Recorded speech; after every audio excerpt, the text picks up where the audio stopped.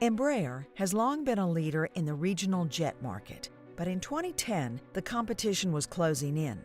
Newer, more fuel-efficient engines were threatening to unseat the Brazilian aircraft manufacturer's top-selling E-jets. To protect its profit center, Embraer needed to roll out a new generation of airplanes, and fast. So we're going to replace our cash cow. So it needed to be ready on time, because imagine that we delayed 1 year.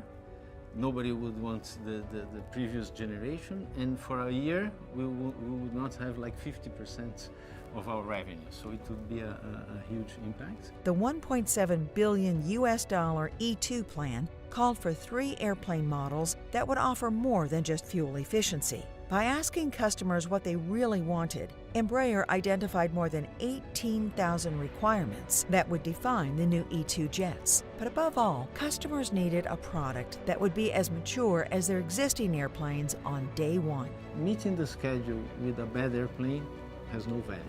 So it's really meeting all the requirements. To move quickly without risking quality or cost overruns, the team focused on testing while taking an agile approach to problem solving. It's almost like we could speak several different languages and use the right language to the right audience. And that helped tackle and manage the project as we went.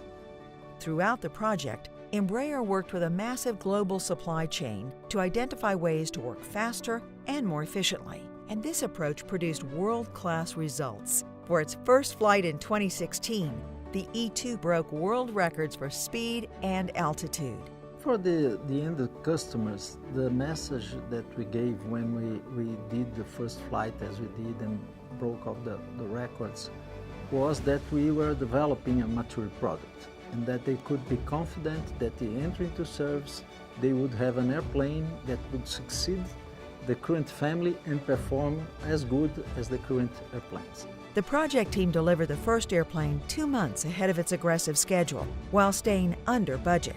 The E2 jet family has secured Embraer's leadership position in the market, bringing in more than 2/3 of the company's revenue. Plus, the project has opened the door to new partnerships across the aerospace sector. The bar, the reference bar now is in another level. So from my point of view, something that will really contribute for the future programs and for the overall aviation industry.